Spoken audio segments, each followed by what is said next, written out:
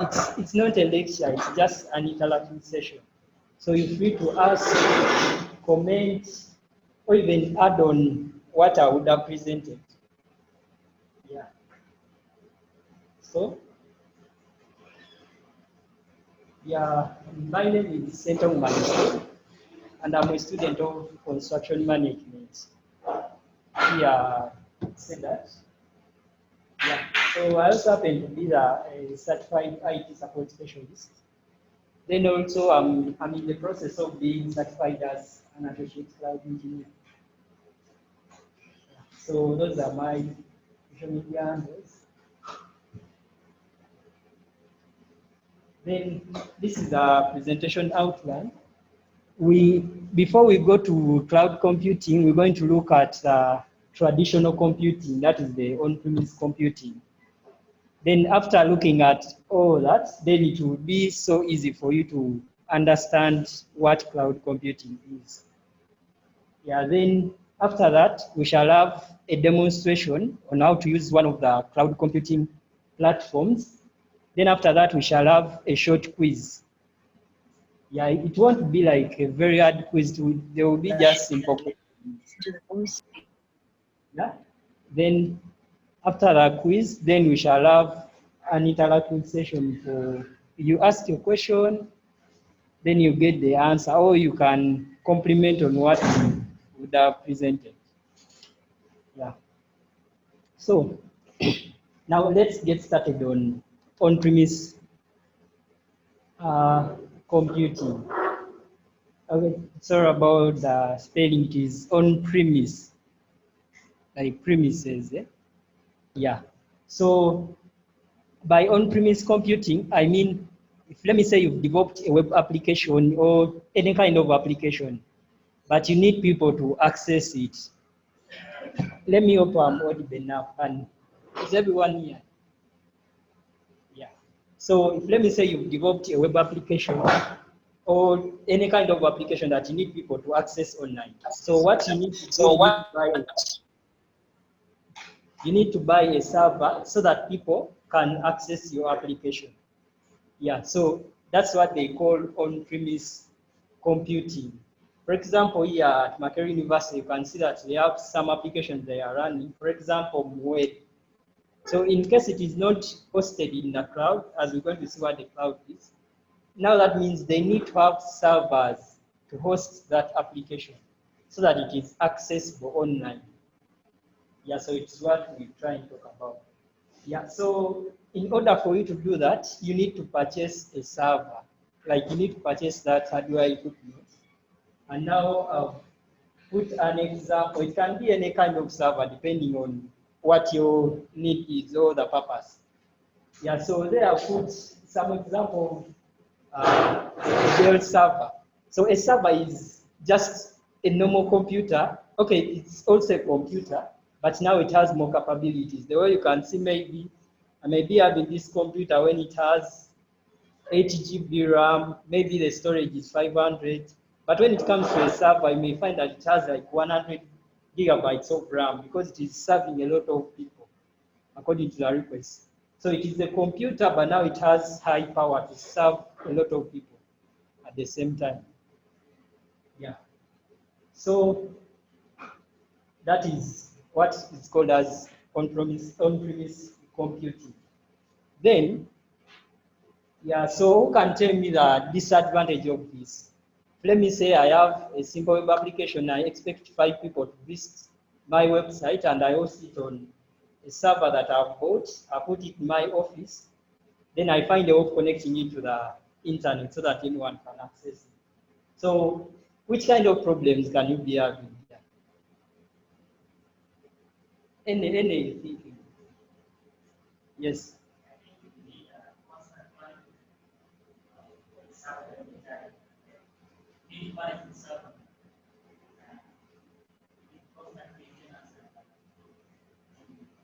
Yeah, thank you. You need to maintain the server. You need to maintain, like, to find whether, to always ensure that the server is on, it is serving the purpose. Also, if the users are very many, doesn't it go slow? the users have increased. Let me say you expected 5, but now you get 10 or 20. Can it serve the purpose? Yes. Limited capacity. Yeah. Now, for example, thank you for the answer. For example, I may need to do, okay, let me serve this computer, but I need to do a task.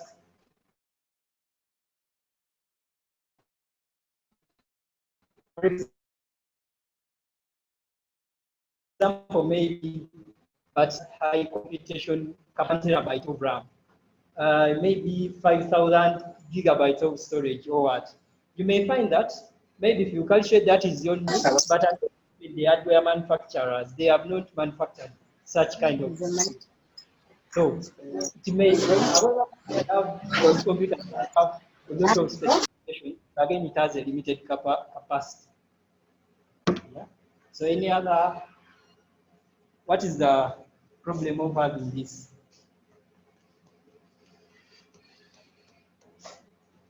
You could think of anything. Now I've given you an example, like maybe Ames is hosted here or Mwele. What are the disadvantages that you see? Okay.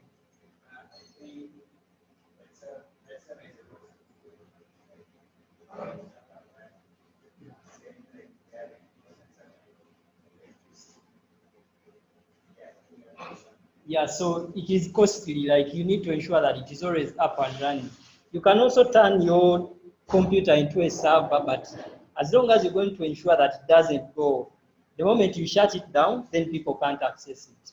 So now that means you need to pay for electricity bills, maybe you're renting a room for your office, you need to pay for that. So it is so costly. It is consuming a lot of resources. Yeah. Any other? Okay, then another thing, like to aggregate all of what you said, it has a single point of failure. If let me say the server has got a problem and it is down, so all your application is going to be down. No one is going to access it. So it has a single point of failure. Yeah. So when you you've created the application, you may find that now you're getting a lot of users than what you expected. So you need to do what we call scaling. Yeah. So we're going to the concept of scaling. Scaling is where I'm not going to be giving you definitions. I'm just going to be giving you explanations, so that we're not using a lot of technical language. We're just going to use simple language.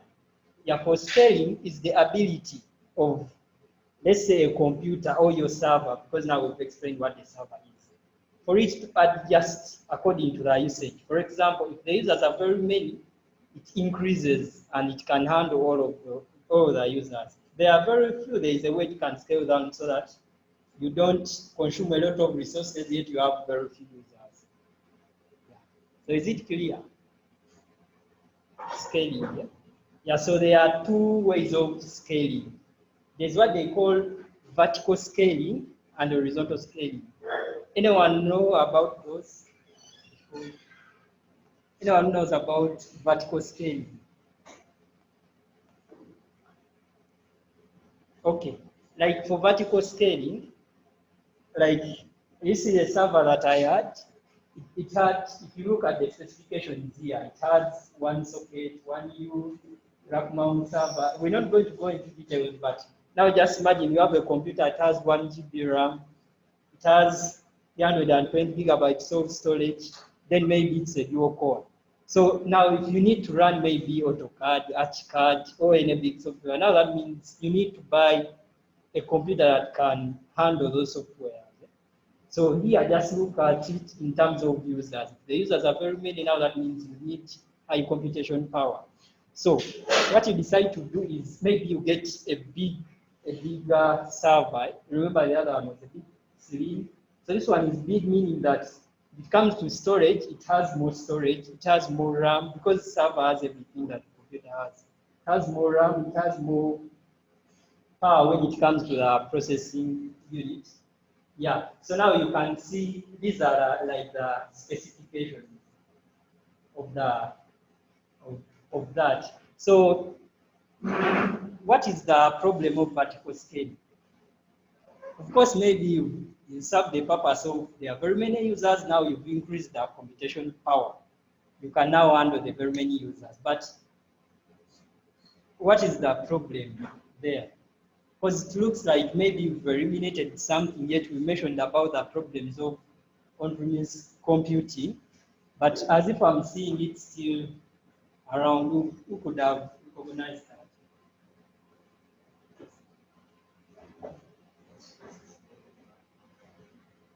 Pardon? Like physical space. Okay, maybe it can also be a problem or an advantage. Any other? Yes.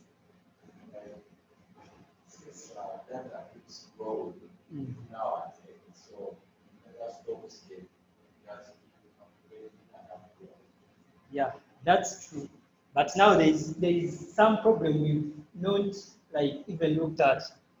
The one I mentioned, but we've not tried to solve it, and that is single point of failure. You see, it is still one. It is just big, but it is still one. So if it fails, now that means your application and everything is down. Yeah. So how do we solve single point of failure? In normal terms, you leave the scaling bit, but how do you solve the single point of failure? Let me say, for example, I'm going to have a presentation on Monday, but now I've made my slides and I've put them on a computer, on my computer. So how do I ensure that even if my computer has got a problem, I still have the slides? What do I need to do?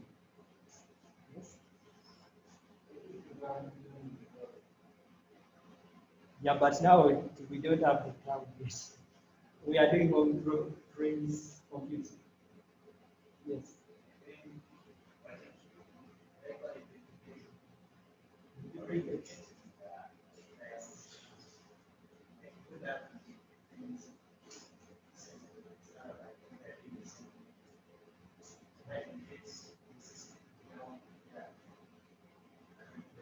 You're talking about replicating in terms of the soft little, because now yeah, we're talking about hardware.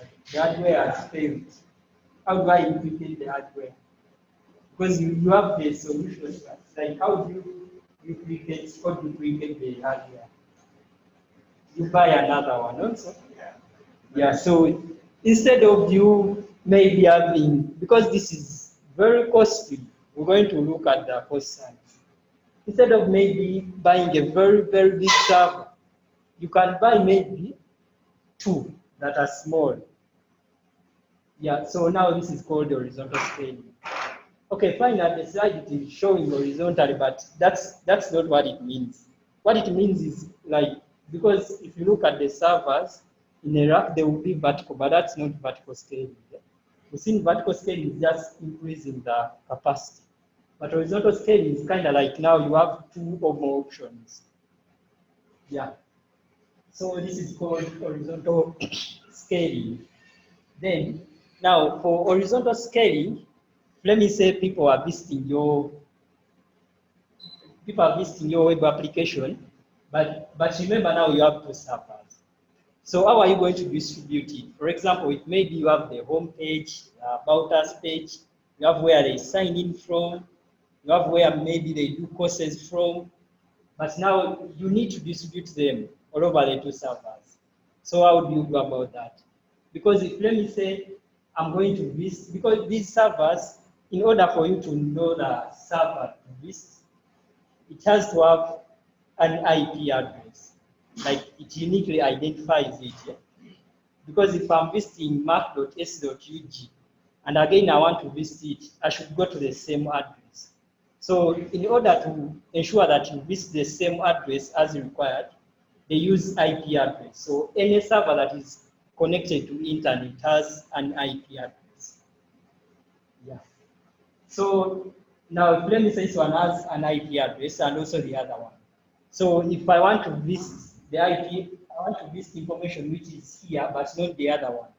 How do I ensure that I arrive like at the right server? Because now I have two of them. Any ideas? We see.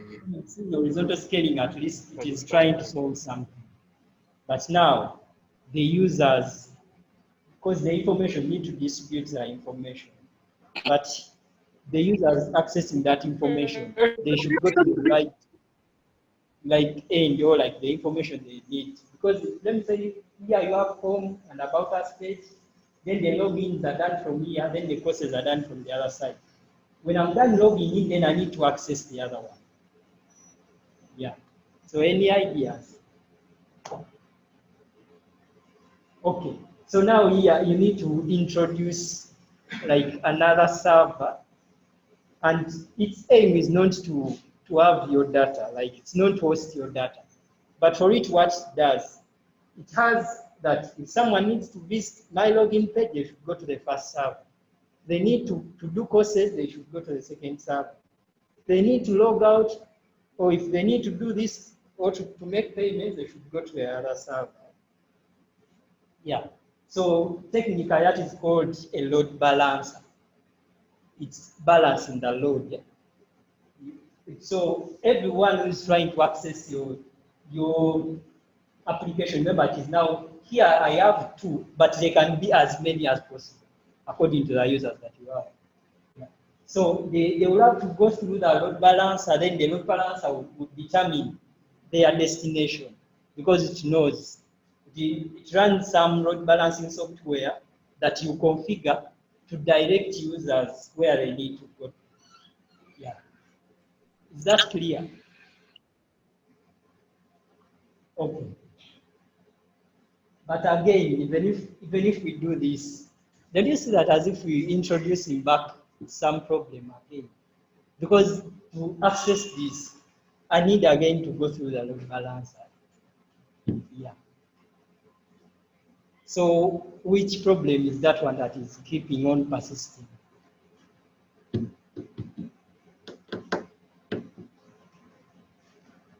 Anyone? Remember, at the other time, yes, we've got 2 servers.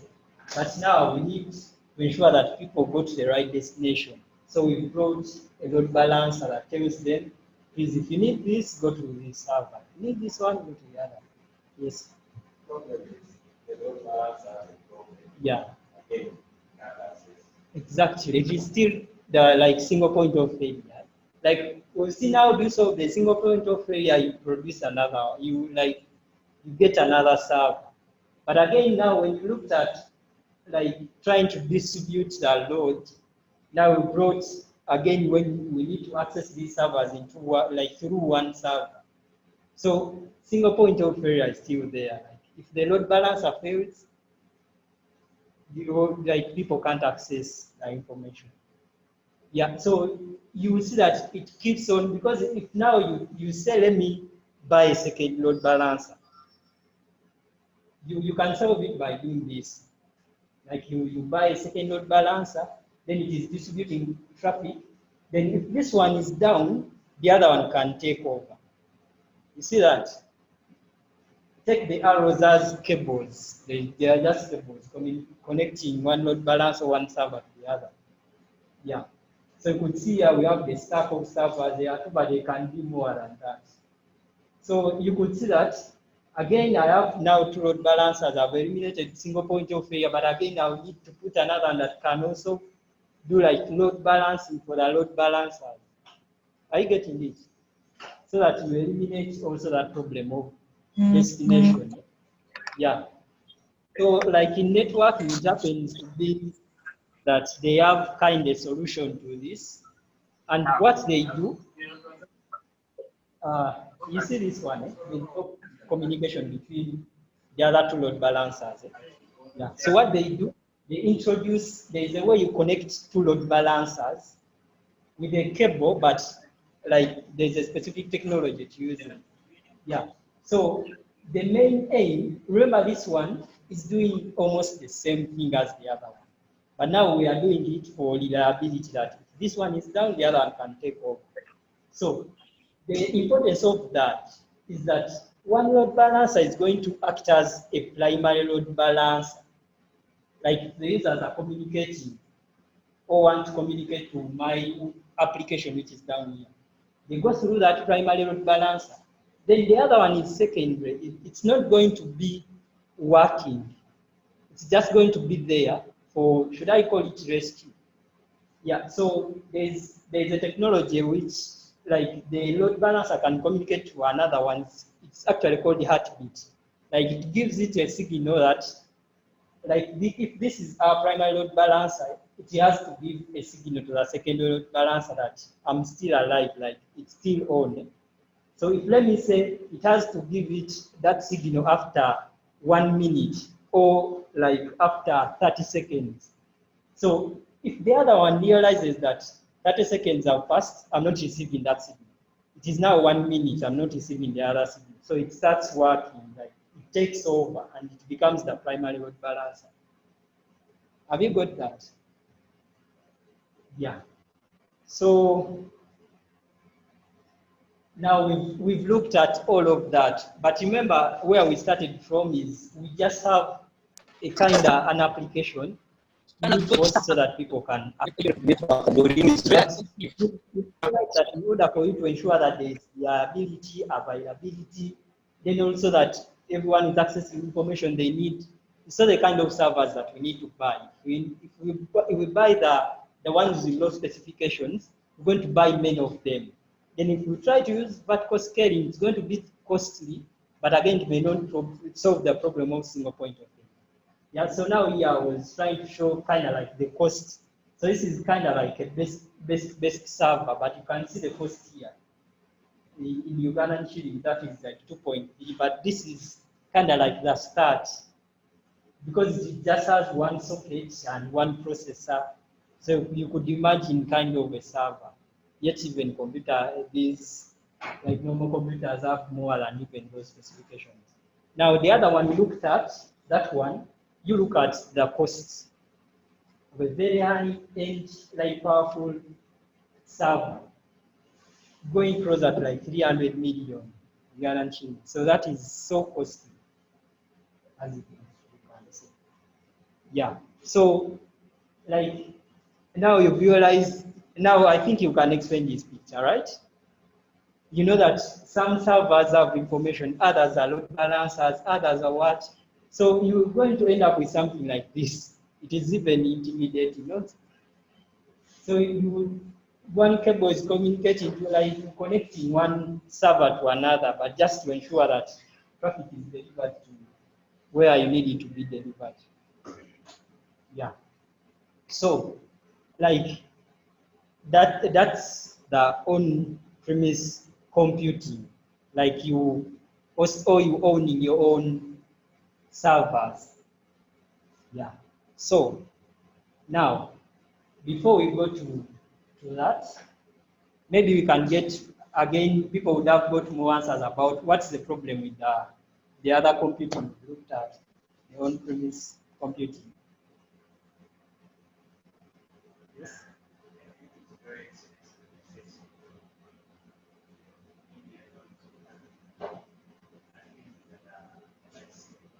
Yeah. It is very expensive. We've seen, in order for you to provide like a better service to your clients or like the visitors of your application, you need either to buy like the servers that are very powerful, but again, you need many of them to ensure that at least when one gets a problem, then another one can take over. Yeah. So now this brings us to now the cloud. Does anyone has another answer for the problems? Remember, we had mentioned some already. Yes. Yeah. Okay. Now, what about security? Is it secure? Your physical servers, are they secure?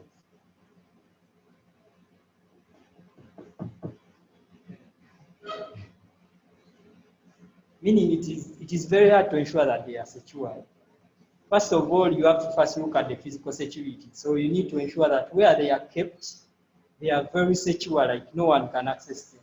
Then now when it comes to the other information security, you need someone who is very good at like security or cyber security to ensure that they are secure. So you need to to hire someone, and the more skills they have, that is the more money they require to pay them. Yeah.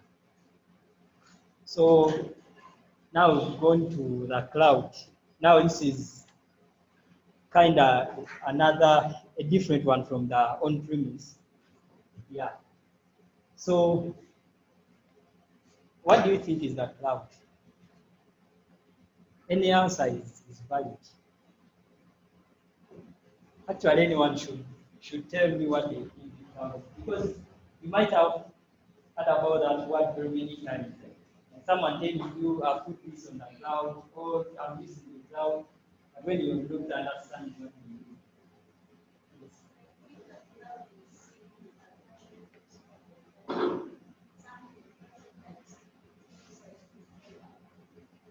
Okay, virtual storage data. That's right. Any other?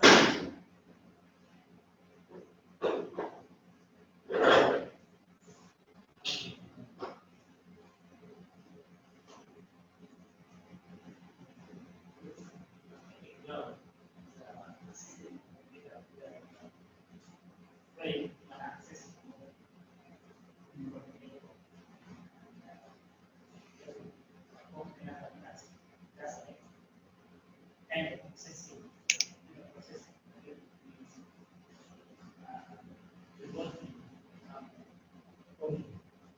That's also right. Like you accessing a computer remotely, like it is hosted somewhere, then you access it remotely to do your like computation, like anything you need. Any others?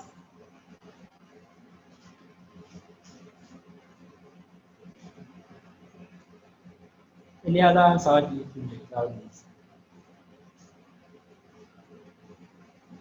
Okay. Now we I'm not going to use like the definition, yeah, because now let me say you check online, or you will find that there are very many definitions, but they will be trying to mean the same thing. Yeah. But now let me just explain to you, because we've gone through the on-premise computing and you know what it means. Yeah. So now imagine all that work we've gone through. Now someone else is doing it, then for you, you just sit on your, like they do that work that we talked about, then they create a platform. Then that platform enables you to access like their servers. Remember, we looked at the servers. By you maybe creating an account, then when you reach there, you just say, I need a computer of 1 gigabyte of RAM, then with 2 CPUs, then with 10 GB of storage. Have you got that? Like that's the cloud. It's kind of like you are using someone else's computer. Because now, if I'm using the cloud, it doesn't. If I need like to use the other servers that I've showed you, I may use them from from this laptop. But now I'm using the other ones. Yeah, so it's kind of like the cloud is just someone else's computer. Yeah, that's what it means. Like that computer is hosted somewhere, then through networking and all the technologies, it enables you to access that computer and you use it for any purpose that you need.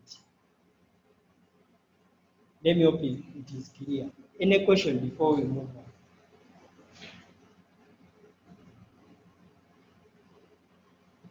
Do you have any questions? Yes.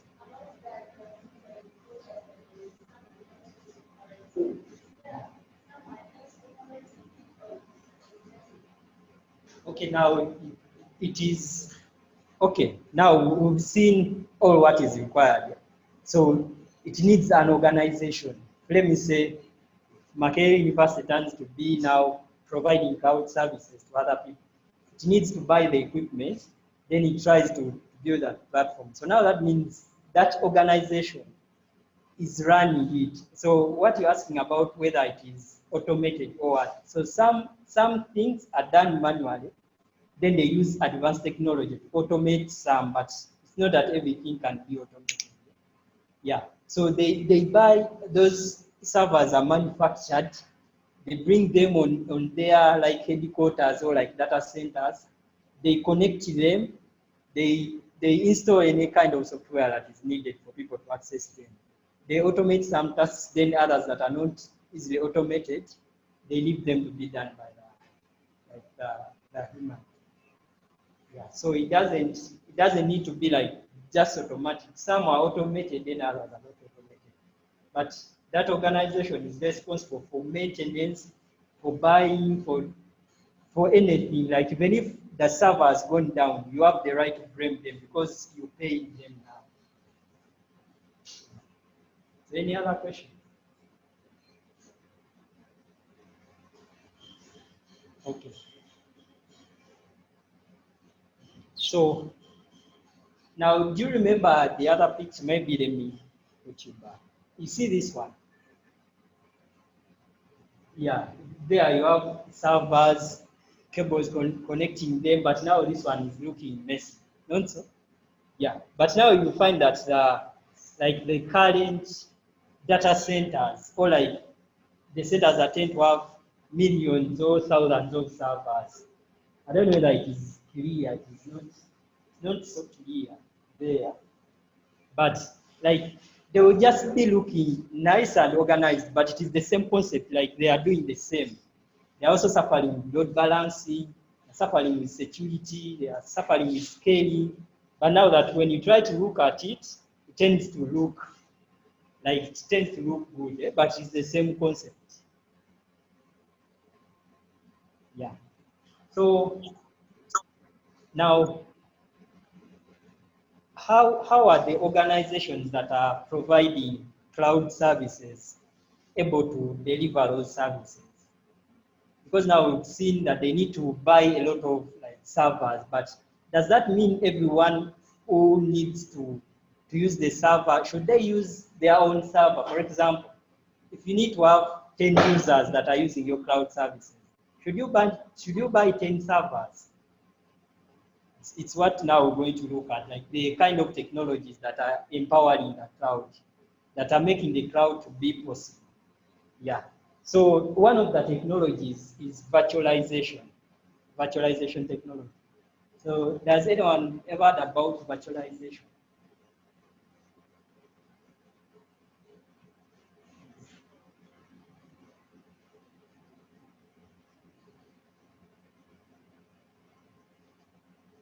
Yes. Let's say a computer in which you want to create an image of it, and then say you create a computer that works like a physical machine. So you create a virtual that it works like that. Yes, exactly. Thank you. Now, virtualization is where now you make a physical, okay, it can be, let's just say computer. When you make a physical computer to run more than one operating system. Because now you know that if you have a computer like this, most of the times what we do is just install one operating system. Not so. But now what if, let me say, on Windows I need to run AutoCAD or ArchiCAD, but there are some other things that I need to do on Linux operating system, which Windows can't do. So should I first uninstall Windows? So that's where the virtualization comes in, that you're going to run more than one operating system on a physical computer. Like let me say your computer is having 4 gigabytes of RAM, you have two logical processors or CPUs, you have 500 gigabytes of storage. You're going to run two operating systems, and they are going to share the same resources. So that's what is called virtualization. Yes, you have a question on Zoom. Yes. Someone said, like this very service and use case because they are not completely solution is we shall answer that in Q&A session. There is a Q&A session where we shall answer that question. Yeah, but thanks for that. Yeah, so is it clear, virtualization? I've not yet explained the charts, but have you understood the technology? Like you have one physical computer, but you need to run more than one operating system. So you use virtualization technology to enable you to do that. So in order for you to do it on 80 gigabytes of RAM, it has even SSD storage, like 1 terabyte SSD storage. But all what they use it for is just like editing Word documents or like creating PowerPoint slides. The reason that there is underutilization of resources.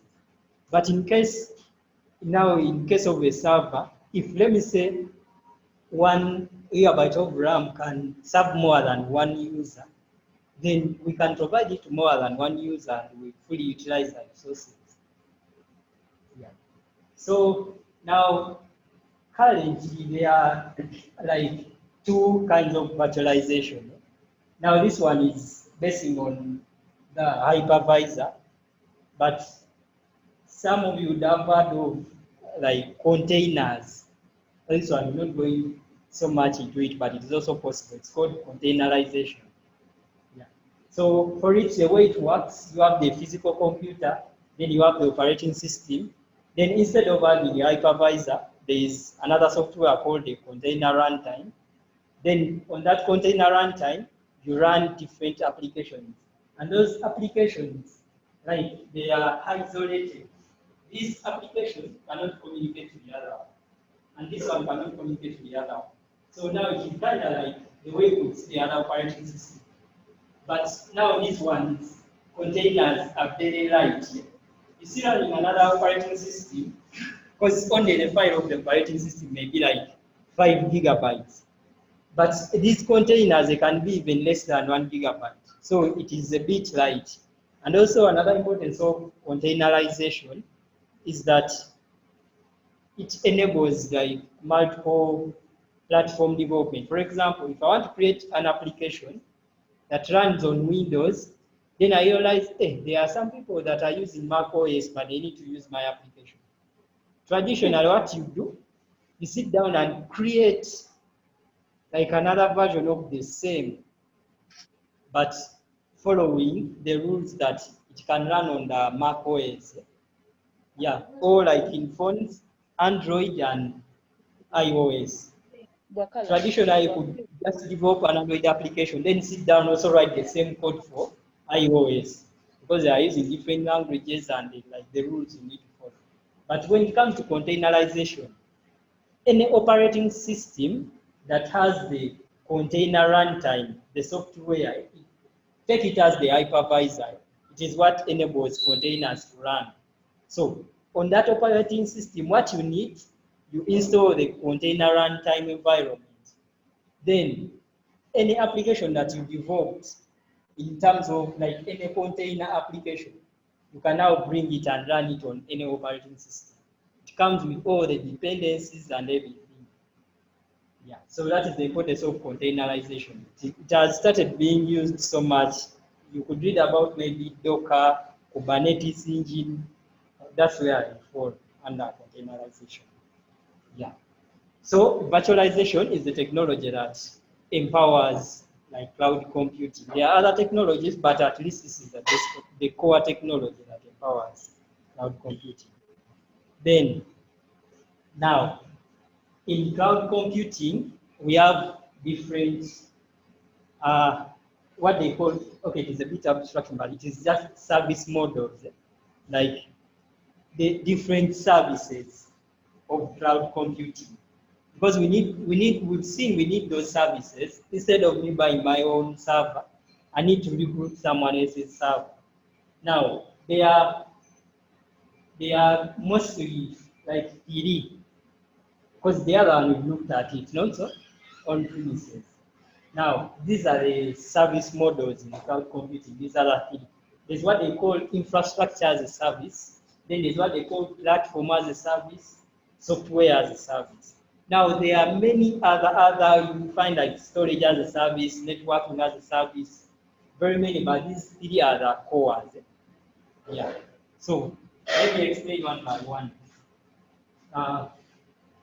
Where you see blue, it means that you as a person or like a business organization or an institution that is using cloud computing is what you're supposed to manage by yourself in case you choose that service model.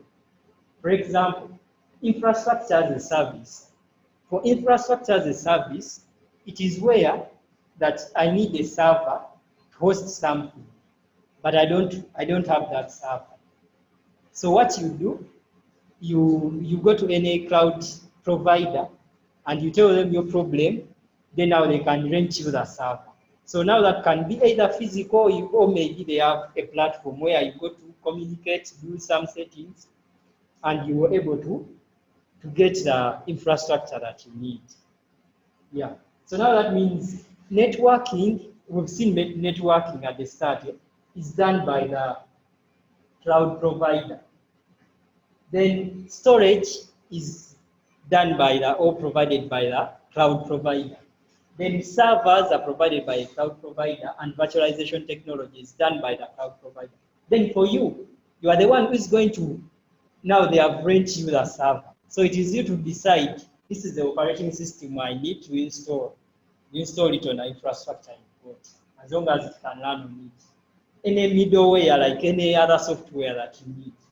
The runtime we've talked about, the data and the application, like it is you to decide what to put on the infrastructure you have got. So that is called infrastructure as a service. Is it clear? That is infrastructure as a service. So in case you need to hire, let's say to rent servers, then you take this service model, infrastructure as a service. Then in case, let me give you an example, because I know some of you are bit developers. So I may be having this computer, but I need to develop an Android application, and I need to use Android Studio. And you know it is like it consumes a lot of resources. You need somehow a powerful PC. So now it happens that these cloud providers, what they can do, they can buy the physical equipment, the servers, and also they install the operating system as you see now. Remember, blue is your side, then this is for a cloud provider. They install the operating system, then middleware now in this case, let's say the Android Studio. They install for you that platform, like Android Studio on the server. They install for you everything. So for you, what you need is to go and get to go log into your account, then you start developing. Like you don't need to worry about any installations before you start developing. That's why you see what you manage is only the data and the application you're developing. So that is called platform as a service. Why platform as a service? Because the cloud provider has given you a platform where you develop from. So you don't need to download any text editor, you don't need to download any software development kit, you don't need to download anything. You just go start coding. So what is the importance of this? Maybe what is the importance of like platform as a service? What would be the importance? Like I don't need to first install the software, I need to develop the software. User friendly, because now some applications now, like the example I've given you of Android Studio, you're going to install it, it needs to update, needs to do what? You can spend like 2 to 3 days when you've not started even coding, you're just trying to set up the environment. Yeah, so it saves you all that work. Any other? What is the importance of the advantage of using platform as a service instead of you installing the required environment for the home?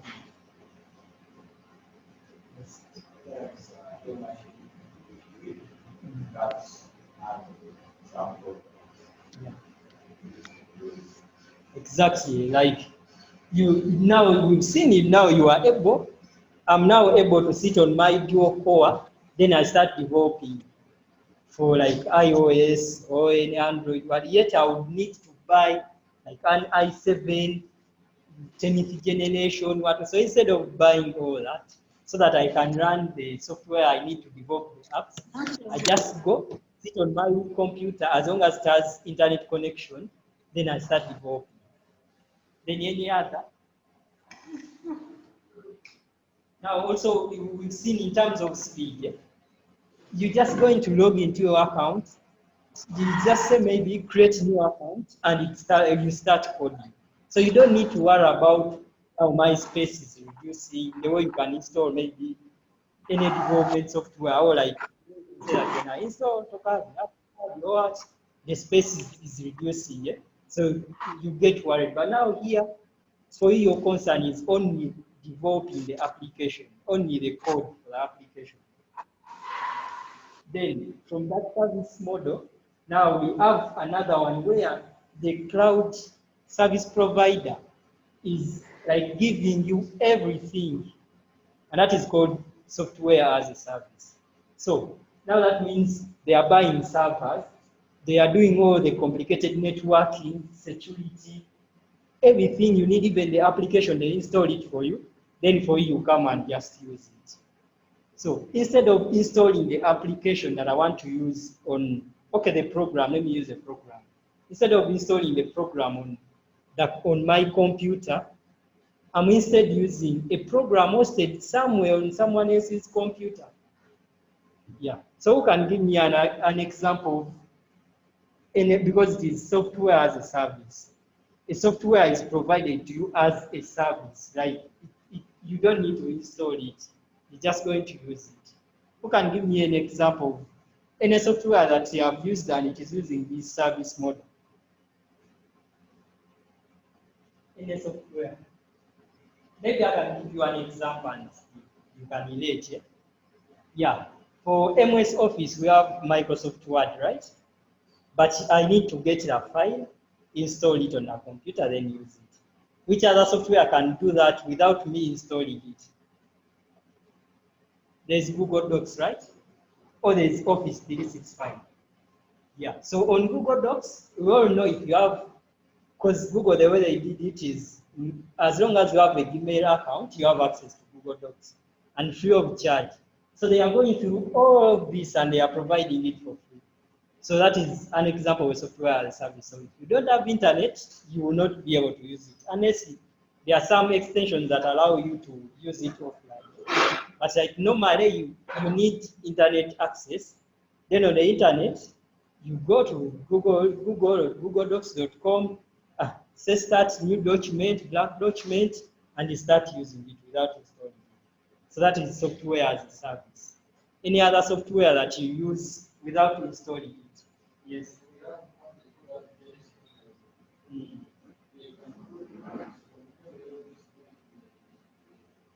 Yeah, they have ArcGIS for the land surveyors.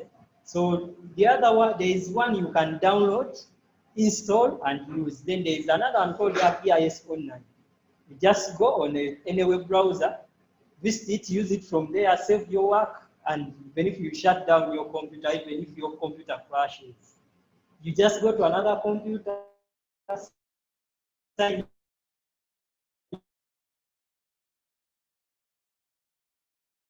into the same account, and that's software. Hmm?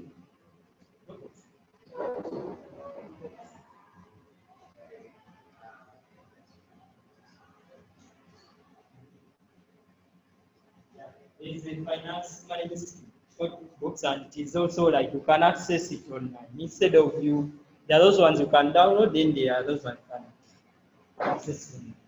Yeah, so these are the main service models. You've seen if you do on premises, you need to do your own networking, your own storage, the servers, virtualization, everything for you.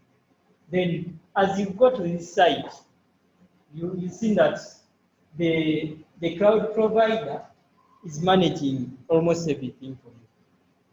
Yeah. So those are the service models for cloud computing. Yeah. Then any question before we move on? or anything that is not clear on this, because this one is so important.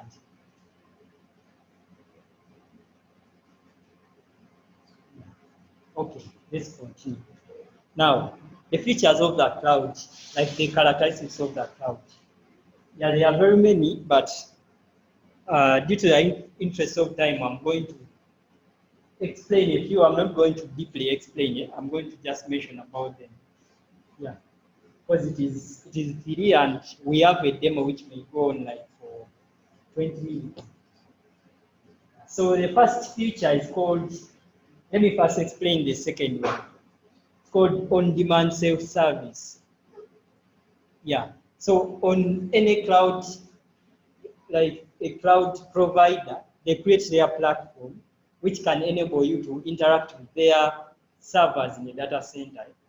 Yeah, so when you have an account on that platform, you just go and you serve yourself resources. Like you just say, I need a computer in case I'm doing infrastructure as a service. I will say I need a computer with 5 gigabytes of RAM, a computer with 1 terabyte storage, SSD storage, a computer with 5 core processors. Yeah. So you just go and you do that according to the way they make their platforms. Either maybe you just click and type in the number, or you run commands, but you go and you serve yourself resources. That's what they call on-demand self-service.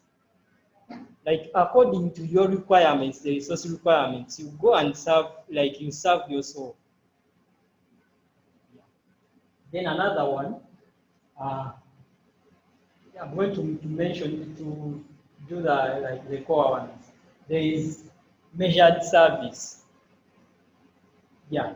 So measured service, the way it sounds, of course, it is measured. Like when you say I need 1 gigabyte of RAM, then I need a server with this one. So you're only going to pay for that. Like they are only going to give you that, and you are able to measure that service. That I've got 1 gigabyte of RAM, I've got 2 core processors, and everything about the resources. Then you only pay for that. That's what it means. It's a measured service. Like you can, before you even do anything, there is what they call calculators, like cloud calculators. You go type in the resources, then they give you an estimate, like your estimated budget per month. Like if you use that, you're more likely to spend like $20 a month. Then you try to compare, should I go with this and I run it for 10 years, or I buy my own server? That is the measured service. Then it is a bit like closer to number 9, which is pay as you go. Like as you use the resources, that's what you pay for. You only pay for resources, but when it comes to billing, it's just according to any cloud providers. Their billing is a bit different. So you just need to understand how they do it.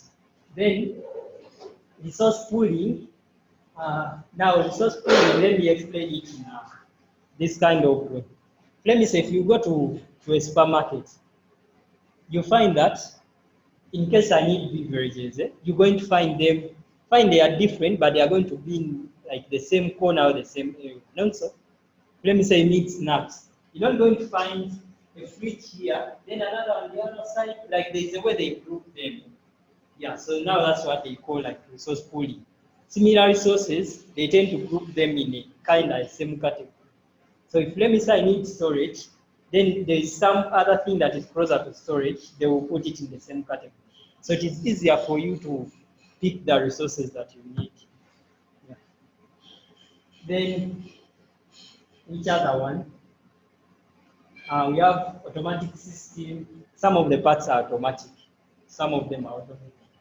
Then economical, security, large network access, availability. Which one is not clear on these ones? On the features of the cloud, which one is not clear? Yes. The security part, eh? Eh,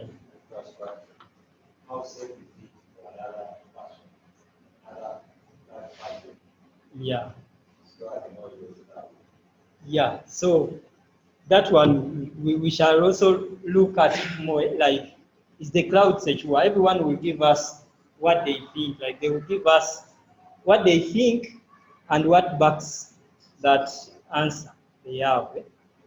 Because we've seen now if security, it's now being like you upload your, if let me say you have an application which is in financial services, you upload in people's accounts, their money, like balance, everything on the cloud. Is that secure? Then now also now you have to think about, what if I had my own server?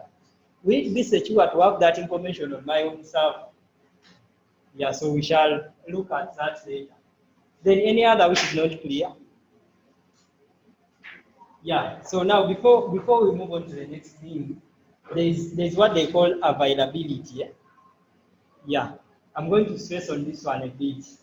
Availability is, when it comes to cloud computing, is where the cloud provider ensures you that I'm very sure, or like when we go into an agreement, my services will be available, and they use percentage, like they will be available 99%.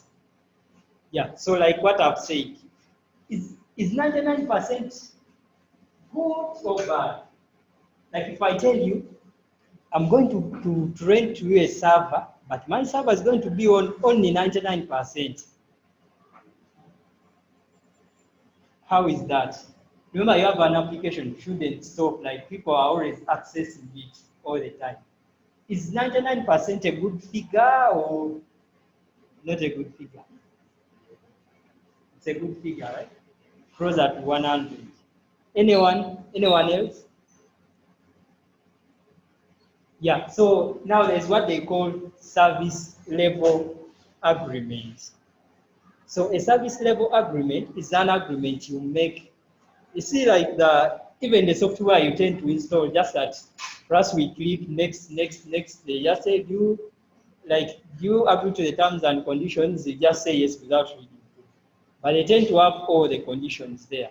So a service level agreement is an agreement that you make with a cloud provider, and they tell you that our services, you're renting our services, but they are going to be available for this particular period. They give it to you in terms of percentages. Now let's look at 99%. For example, a day, in one day, how many hours in one day? 24 hours. So now let's look at it in minutes. How many minutes in one day? So now let's see what is 99% of those minutes. Yeah? We're going to see, you will see that maybe if it is on one day, you agreed that it's 99% and you think that yes, it is a good figure. But when you calculate, you're going to see that 5 minutes, let me say at least 5 minutes of the day, the server is going to go down. Now that means in case anything happens and it goes down, like less than 5 minutes, you can't sue them because you agreed on that, right? Yeah. So now let's look at different percentages here. They happen to be online softwares or calculators that can calculate. SLA is service level agreement. Yeah. So can you see that when you agree, 99%. So when you agree on 99%, they tell you our services are going to be available for 99% of the time. Because it is possible that in a day, the server can go down for 14 minutes and 24 seconds. That is for one day. Then weekly, that is 1 hour and 40 minutes. Then when you look at monthly, it is 7 hours and some minutes. Then in a year, it's like 3 days and some hours. So if you agree on 99%, now that means you agreed. Let me say in a year, the server goes down for like 2 days. So like you can't sue them or you can't blame them or you can't do because you agreed on that, right? Yeah. So the service level agreements, they tend to be in 99. Like you may say instead of 99%, then they are using 99.9. You see, when we increase it, then like here the time for the server to be down, or the downtime, because here it is calculating uptime, but here we are getting downtime. Yeah. So if it is 99.9, notice it is very close to 100. But guess what? In a year, there's a possibility of your server being down for 8 hours when it is not on, it's not accessed. Then let's increase to maybe, see, it is 99.9999. See, in a day, but again in a year, that one. But do you know what it takes to move from 90, like from 99.9 to maybe to add another 9? Like the way we're going through on-premise computing and everything, they need to buy more servers in that when this one is down, the other one is up. Yeah, so just adding one, like 19 onto that, it costs them a lot. Yeah, so that's why you see that it will never be 100% because there can be a natural calamity like flooding, earthquake, and everything goes down. That's why now they use 99s, but they use 99s to give you like guarantee for their services. Yeah, so that is availability. Let me hope it's clear, right? Yeah. So any future which is not clear. Do you have any questions from Zoom? Yeah. Do you have any questions from Zoom? Like on the current slide? Yeah. Then, yes, now we have the cloud providers. There are more than 50 cloud providers. Like there are more than 50 organizations that are buying servers. They put them in a particular location. They do all the load balancing, security, all the networking and everything, and for you access, you just pay for the services you're using. Yeah? But now, these are the main players. There is Google Cloud Platform, then there is Azure, that is from Microsoft. Yeah. Then there is Amazon Web Services, AWS. Then it happens to be that AWS has the highest market share. Just that now it is a bit like these ones are also trying to dominate the market, but it used to have more than even 80%. Like all the people that we are using cloud services, they are using Amazon Web Services. Then the next one, Microsoft Azure has the another market share, biggest market share. Then Google Cloud Platform, because for it has just been launched. So what happened to Google Cloud Platform is that they spent a lot of time like building their network. They spent a lot of time like doing the cables, doing everything, so that when they start the platform, everything is like is faster, always like user friendly. So they launched their services a bit late, and they have the lowest market share. But when it comes to growth, their growth is higher than this. Yeah, when it comes to growth rate. Yeah. Then also each provider. Do you see all the services we talked about, like storage, platform as a service, and everything? They all provide the same services, but they call them different names.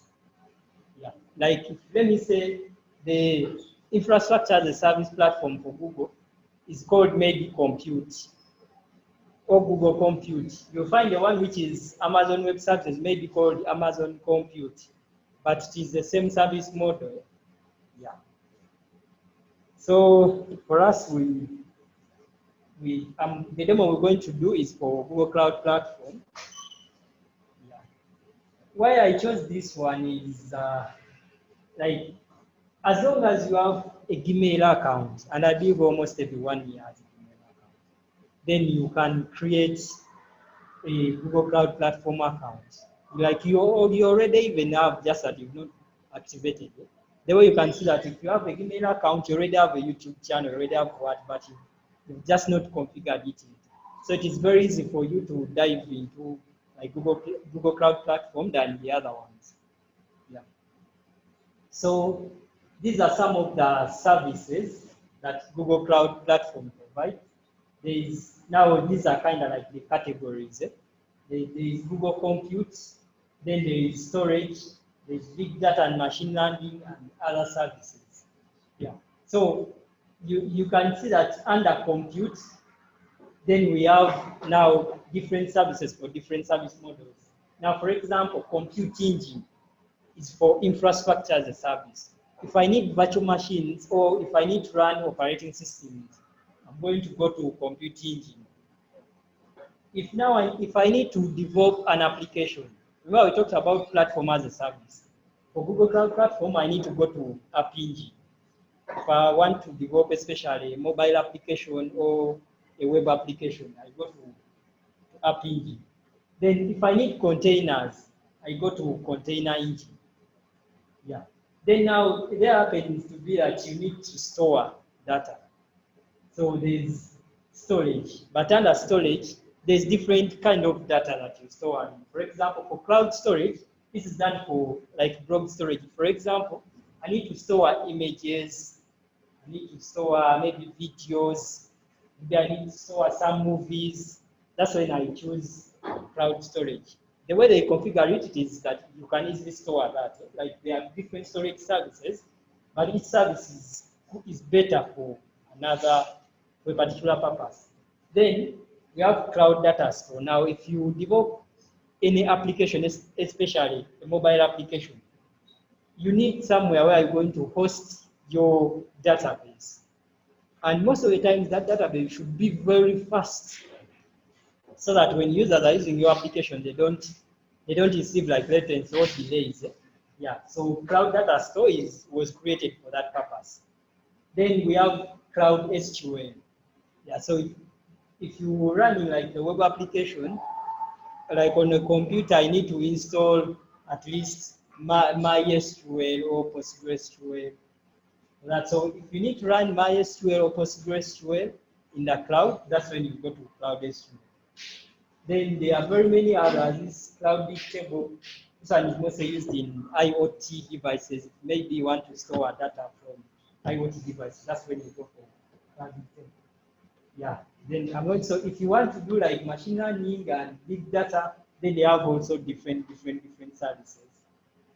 Yeah. So yes. So now how do you access Google Cloud Platform? So there is already a platform called Google Cloud Platform being owned by Google, like it was created by Google. But now there are 3 different ways you can access it. One is called Google Cloud Console. Yeah, so Google Cloud Console is just the user interface.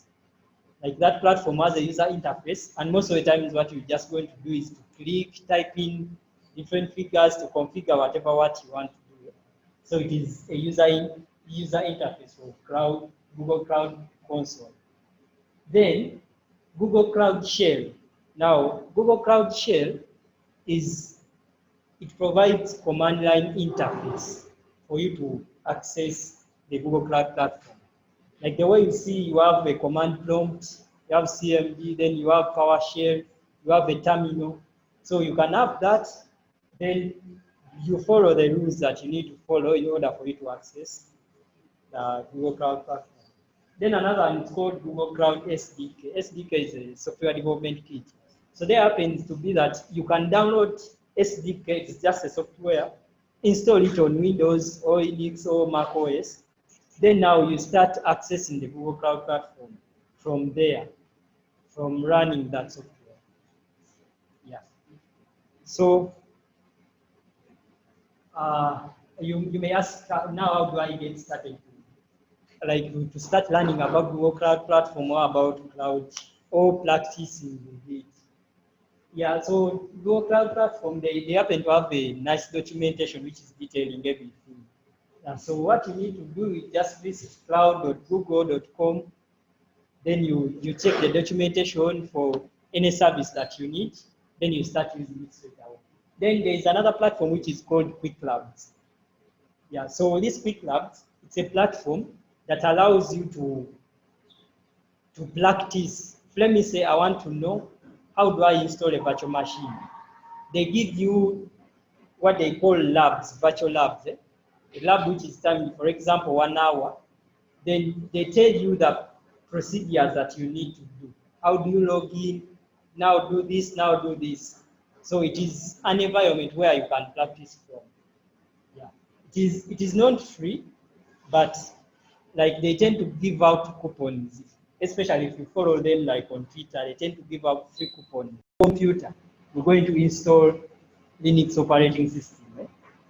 Yeah, on Google Cloud Platform, we're going to go and we set up a computer, then that computer will install an operating system. So you're going to compare the time it takes for us to do that and the time it takes you to install an operating system like on your computer. Yeah. So just this one is just a demo, but you can also like deploy or like install Windows operating system. Just that the Windows operating system, when you deploy it on a cloud, first of all, it a bit takes longer than the one for Linux. Then another one is heavy, like you need more storage, then you need to pay more. So I'm just going to do this one so that even if the computer stays there with the operating system, I'm not going to be charged a lot. And most of the web servers, they are running Linux operating system. But it is the same concept. It is the same concept as deploying the Windows. Yeah. So maybe I'll request your attention. It's only going to take like 10 minutes only. Then after that, we shall have a short quiz for like 5 to 10 minutes. Then we shall. So what I need is to visit Google. Oh, you can just say Google Cloud.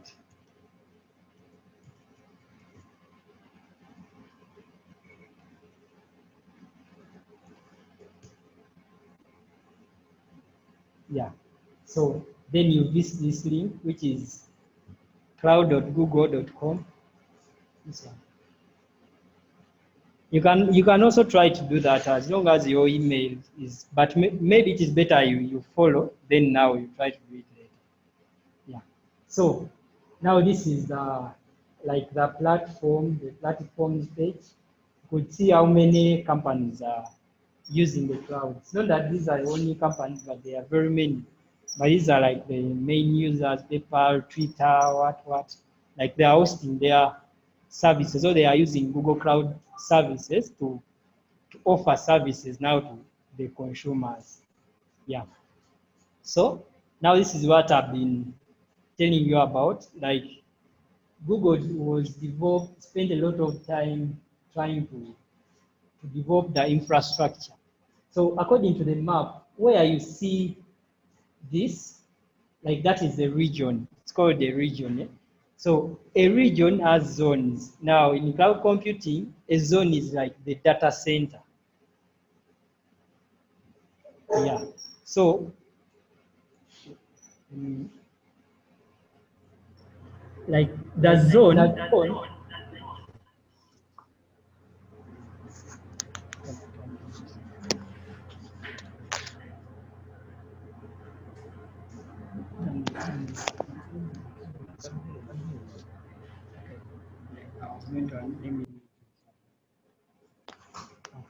Fine, I thought it was going down so that I use this.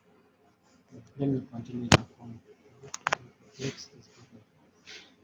Okay, now the zone, sorry about that. The zone is the real data center. A data center is where now you find like a building or a very big building where there are very many servers. Maybe you could see an image here.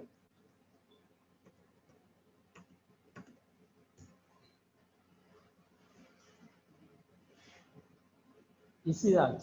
Let me open this.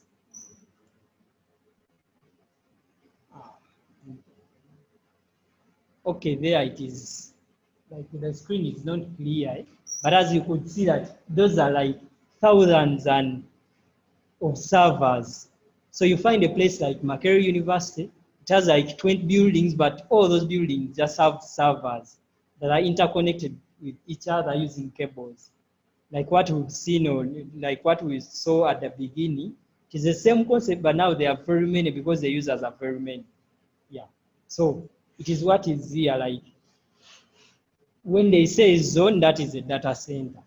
So they tend to have to group them into, like when you have 3 zones, then they are belonging to a particular region. Yeah. So where you see this blue one, it is like a region. In that region, just one region, there are more than one zones or more than one data center. Yeah.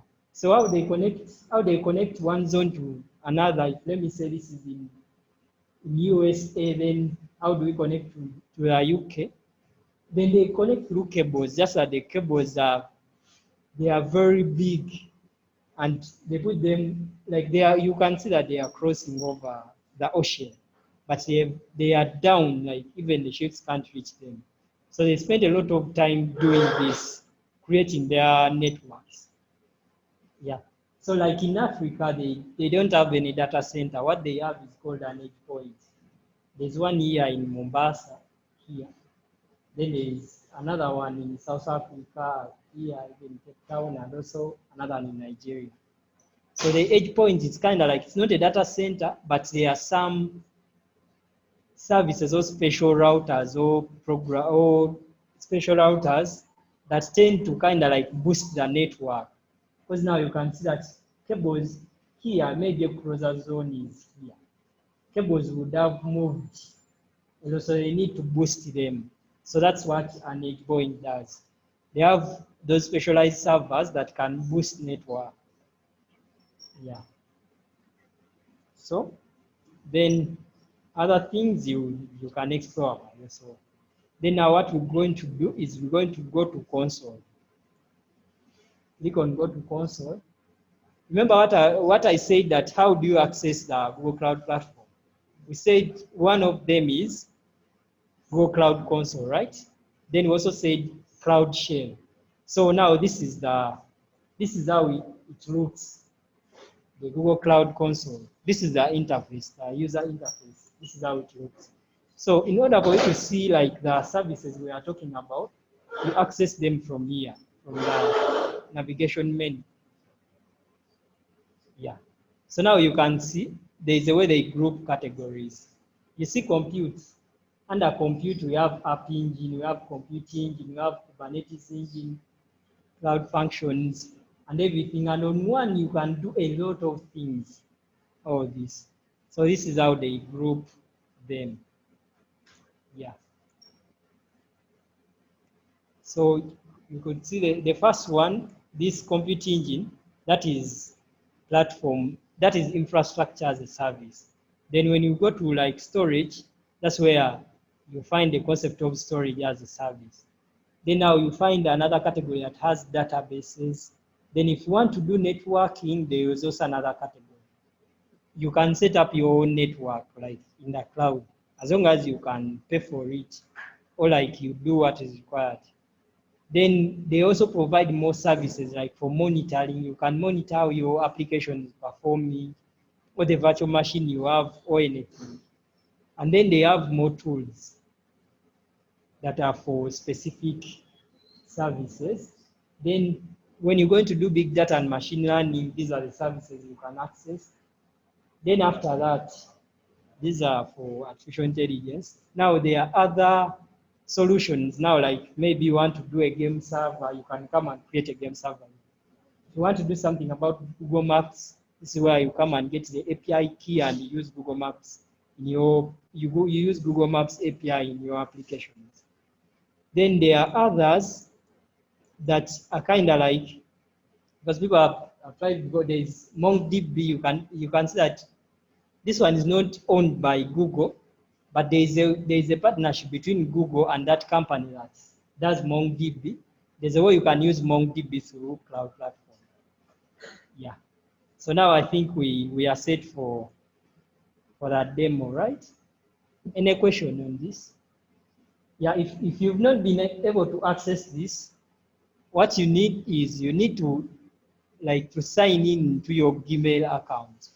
Then after signing into your Gmail account, when you go there, you will see like get started for free. And you click on that, then the account will be created for you. Then also Google Cloud Platform tends to provide a free trial for 12 months, but they limit the services to the services that are equivalent to $300. Like they give you $300 for 12 months, but in terms of services, you can use them in 1 month or you can even use them in those 12 months. So it depends on that. Remember, it is pay as you go. So you can use them accordingly. If you use more resources very fast, they are going to get done. Or you can use them just slowly. So you can use that free trial. Yeah. So one thing that you need to do is to create a new project before you do anything. Like a project is where now you can attach resources to that project. Yeah, in order for you to create a new project, you click on this. Then here it will have a list of projects. I happen to have some projects that are already running on the cloud. But in case you don't have it will be empty. If you want to create a new one, you click on new project. Then you type in the name. Only that, then you click create.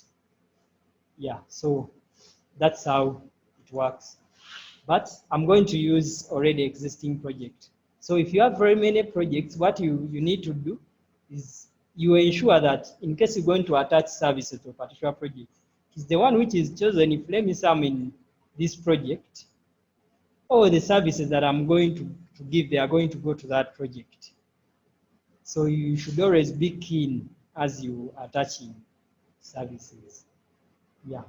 So what our demo is about, deploying, like configuring any physical computer, and we install Linux operating system onto it. Yeah. So how can we do that? We need a service which falls under infrastructure as a service. So I'm going to go to Compute Engine, is that service. Then I go to virtual machines, like VM instances. Are we following? Yeah. So I click on VM instances.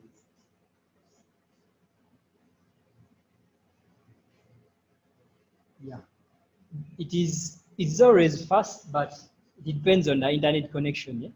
Now I'm using Wi-Fi, so it may be a bit slow. But if I was using a cable, it would be very fast. Yeah. So if you don't have any virtual machines, here there is some virtual machine, but you can ignore that. If you don't have any, there will be nothing displayed here. It will only display like create an instance. So if I want to create a new instance, I click on create instance. So a virtual machine instance is now like, remember we said the virtual machine is like another operating system being hosted on a physical computer. So an instance is now like the real operating system. For example, Windows or Linux operating system, then that is an instance. Yeah. So I'm going to give it a name. Let me give it maybe any name, as long as you see they give you rules. Eh? Let me zoom.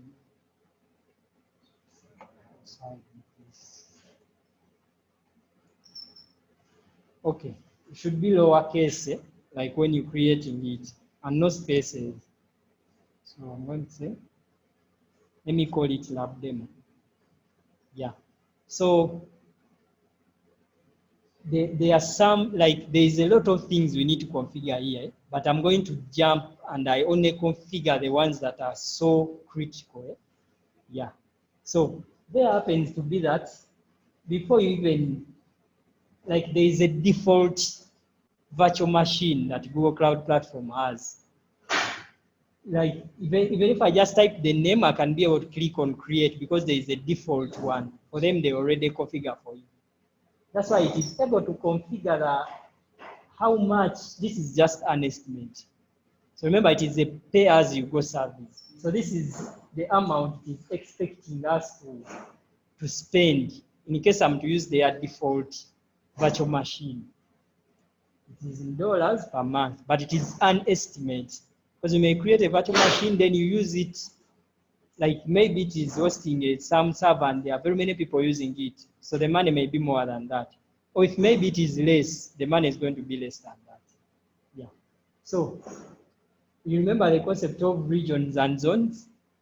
When you're deploying or when you're creating your computer, because here we're creating your computer and installing an operating system, we need to tell it which data center should that computer be located? Yeah, so what is the importance of this? If let me say there is a data center in Kenya, then there's another one in Saudi Arabia, then there's another one in US, and my application is going to be used in Uganda. Where should I deploy it?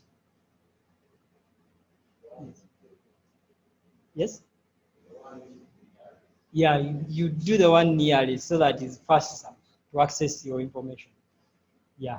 Then some data centers have certain virtual machines. Like you may find that I need a computer that does artificial intelligence. Then it's only servers that are located maybe in UK that have such capacity. So you find that according to what you want to do, some data centers have different like servers, and also the charge is a bit different. So let me try to change to another one. Have you seen the money here? It is 24.86. Yeah? Now let me deploy it in maybe in Europe. You see the money changes. Why? Because maybe they are incurring more, like when it comes to transferring your data and that. Yeah, so you need to understand the concept of where should it be located. You don't just choose, but it's better to always choose the one closer to you. Yeah. Then when you choose a region, then we said in one region you'll find different zones or a data center. So the region I've chosen, it is US Central one, has different data centers. So I'm going to choose C.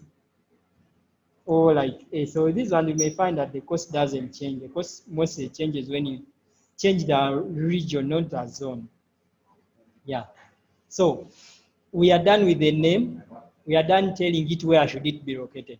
So here we're going to the most crucial part, the real like computer. Remember, we're trying to configure a computer. Yeah. So we're going to give specifications to our computer. The most important ones are the central processing unit, its power, or like the speed, then also the RAM and the storage. Yeah. So here we're going to configure the CPU and the RAM. Yeah. So there happens to be that they have a lot of different categories for virtual machines or like for computers. They have those ones for general purpose. Those are for like simple or usual applications. Then there are those ones which are compute optimized. Like these ones tend to have like they're a bit more powerful. Like you get more memory, you get more speed for processing. Now there are those ones where you need more memory than the processor power. Then that's when you go to memory optimized. So in this case, we need a general purpose computer. Then also, yeah, I'm not going to go into so much details, but like they also fall under different categories according to the purpose that you want. So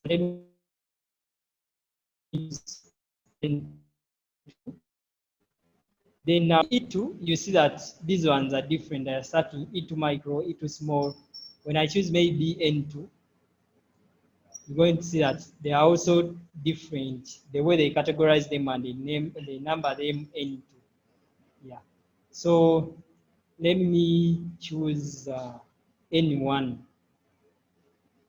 Yeah, it is the one that okay, it's kind of like the first generation. You could say it is having first generation. So yeah, it has those base computers that have like one virtual CPU. It's the one that we want to deploy. Yeah.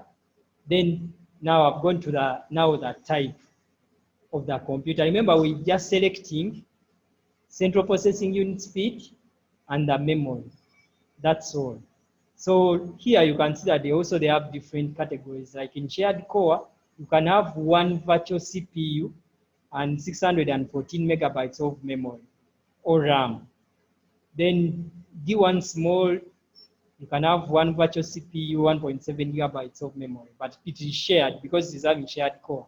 Meaning there might be some other person that is sharing the same CPU and RAM with you.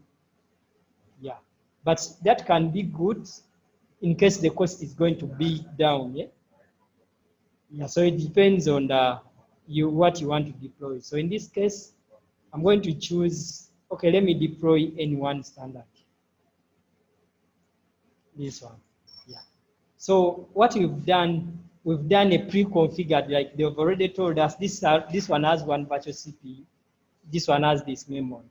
But you can also do a customized one. Like you can go and say, no, the one I want has virtual CPU and has 8 GB RAM.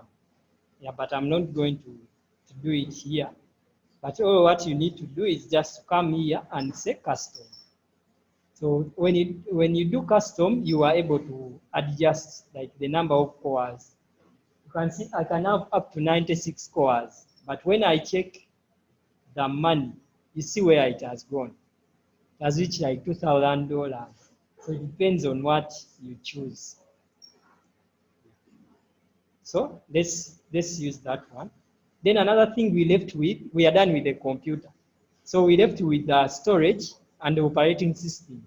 So you don't need to, they already have images or like the files for those operating systems. So the one which is default is called Debian. That happens to be like a family for Linux operating system. But if it was Windows, it could also show you it is Windows. So in case you don't need this one, you come to change. So here what we're trying to change is the operating system we're going to install. Yeah. So this one is about like Linux families, but we're not going to go so much into it. But you can deploy either CentOS, Fedora, Red Hat, according to what your preference is. Then if, let me say, if I choose to Windows Server, you see I can deploy any of these, like Server 2016, in 2019, yeah. So in this case, we're going to leave it to Debian. Then this is where now you tell the size, because the operating system comes, okay, it is better, they recommend not less than 10 gigabytes. Yeah, but when it comes to Linux operating system, even if it is 5 gigabytes, can run on it. Yeah. So we're going to leave it at 10. Then in case you change anything, you click on select. So I'm just going to click on cancel because I don't want to change anything. Yeah. So then we are done. The last thing is maybe when it comes to security, whether people who are accessing your virtual machine, your operating system, should be using like secure. These are kind of protocols which we're not going to go into. But I can just check this. You see, it is very easy, just check. But now, imagine if you were doing networking like from your office or from your organization. To do this, you may need to buy like another server that can act as a firewall. But here, you just select that I need to allow this, and then you click on create. Yeah. So this is our estimate. But it depends on the like what we've chosen here. There's a way we can decrease it or like even increase it. Then, yeah, just okay. The Wi-Fi may not be very fast, but I want you to see how fast it is going to take to create an operating system. Like to give me the computer I've configured and also to install Linux operating system. So I'm going to click on create. If someone wants, they can time and they see. Can do the timing. So I've clicked on create. This is where you can see what is going on from here. You can see like the activities. These are previous activities that I've done, but we're interested in the one on top. So now it is doing everything we've said. This is the CPU we need. This is the RAM we need. This is where I should put it. This is what. And you could see that now it has checked and it is done. So how fast was that? So we already have like, we already have an operating system. We already have a computer and an operating system. It has been less than a minute, don't so? Yeah. So even if there is a way you can deploy more than one at a go, because there are some demos that they have ever done, which is called like instance groups. But someone can even deploy like 1,000 virtual machines, and it will take like less than 2 minutes, and it is done. Yeah. So now this is what our demo is about. But we're going to do one more thing. That is, now we need to know whether we can use our operating system. Yeah. So this is kind of like the external IP address for the operating system in case it has to be accessed externally. This is how it is accessed. Even when I copy this and maybe paste it, but I've not installed any server like on it, but there must be like a default server. Okay, it can't be like I've not installed any, but this is how externally can be accessed. So this is the IP address we are talking about. So my server, which I have online, this is its address. Yeah. So now there are very many ways you can access your computer that you've created. But the technologies that allow you is, okay, you can use what they call secure shell or SSH. Like you can access, SSH is where you can access a remote computer securely, because they happen to be different, or previously you could access remotely, but they were not secure. But this one implies security as you are accessing the remote computer. Yeah. So all what you need to do is to click on it. Okay, there are very many different options. Like you can open in a new browser window, or like in a custom port, or even you can use another SSH client. For example, now that just here now I'm accessing everything through the web browser. But if I want to access my Linux virtual machine, but when I'm using Windows, I need what they call SSH client. Yeah, there are some software that allow, like there's one which is called Pate. You just install it, then you type in the IP address, they ask you for username and password, and you access it from your Windows. Yeah. So for this one, I'm going to open in a new browser window.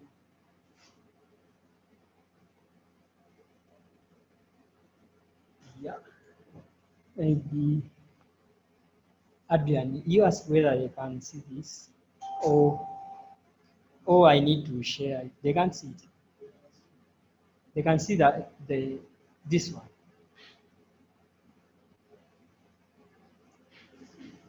Okay. So now it is logged in. I don't know if you can see it.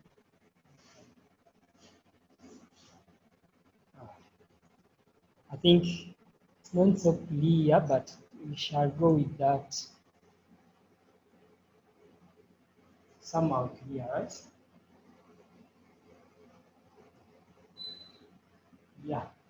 So now, if you ever used like Linux operating, you know it has a terminal where you do a lot of like almost all your work.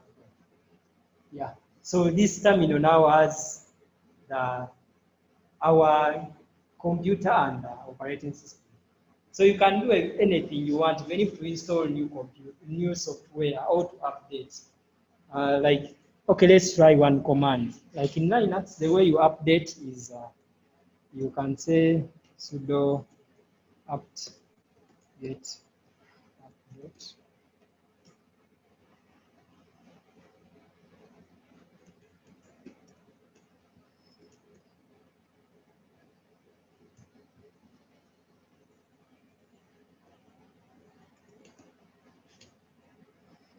And then it starts updating. Yeah?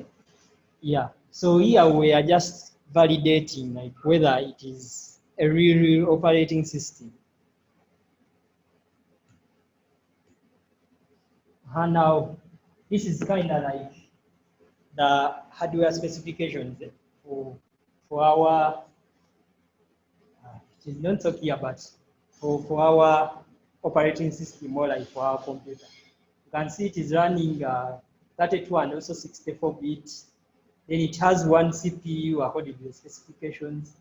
It has one one core have a socket, then CPU family rate falls under 6. Yeah, now like these are the details. You can see the speed of the processor, the name of the processor. So now that means we have everything here. Yeah, I don't want to go into details but here now you can continue, even if you want to, maybe you want to create, like you want to create a folder and like store some things from on your computer. You can make it and say new folder. Then when I try to check, my folder has been created. Even if I want to like create a new file, I can say maybe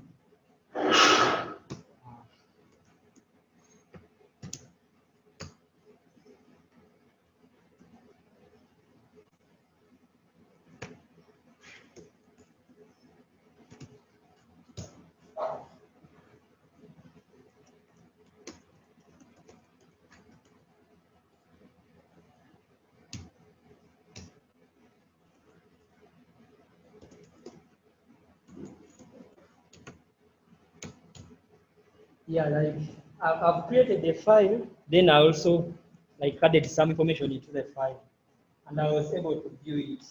So like here, we're not going to go into so much details, but that's how you can deploy, or like you dictate the kind of computer you need and install the operating system. And so if we had more time, maybe we could also deploy Windows virtual machines, and you see how you use it. But it's almost the same way, just that the way you connect to it, it uses a different protocol. It uses RDP protocol. The moment you log into it, it's kind of like you have an operating system, the way you see the one I'm using now, like the Windows operating system I'm using now. But when it is hosted somewhere, yeah. So, any question before we go into the quiz? Because the quiz is just 6 questions, and it is not so hard. It's very easy. Do you have any questions?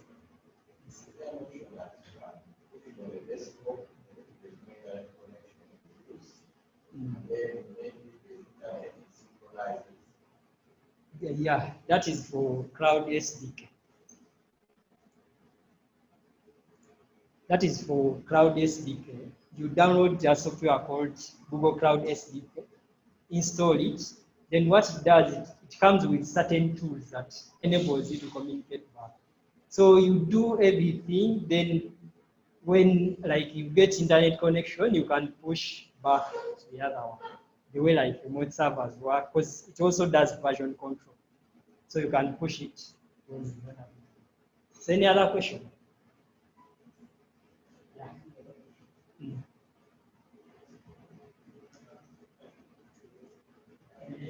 Yeah.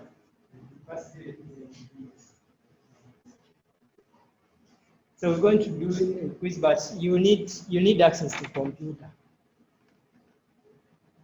You can sit on any computer. It's going to be very short. Yeah.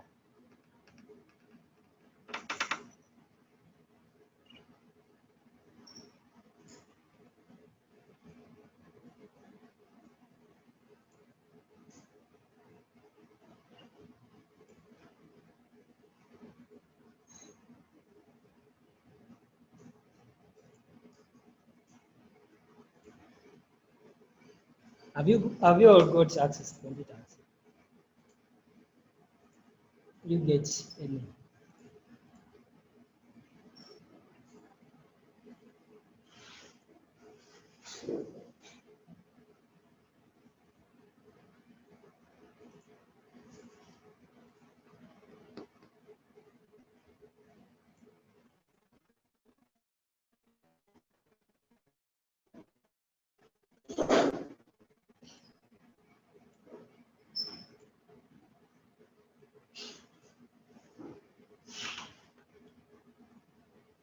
Okay.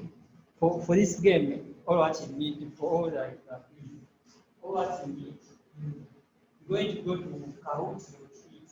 You don't need to sign in. You just going to go to Kahoot, just search for Kahoot.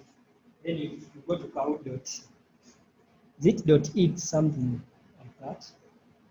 Then now it will ask you for a PIN. So the PIN is going to be zero. So when it loads, you put it under empty. So that is the PIN.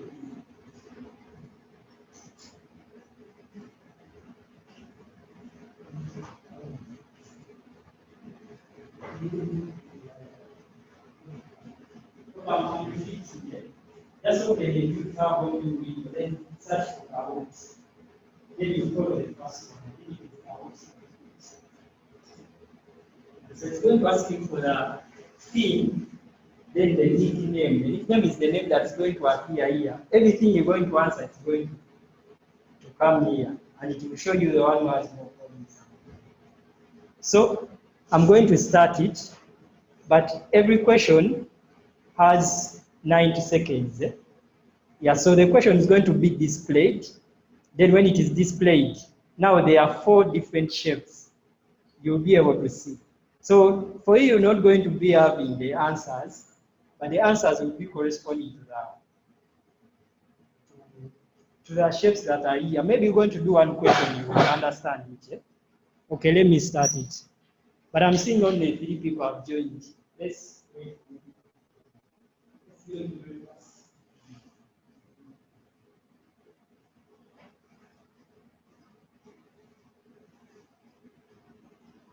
That is the game.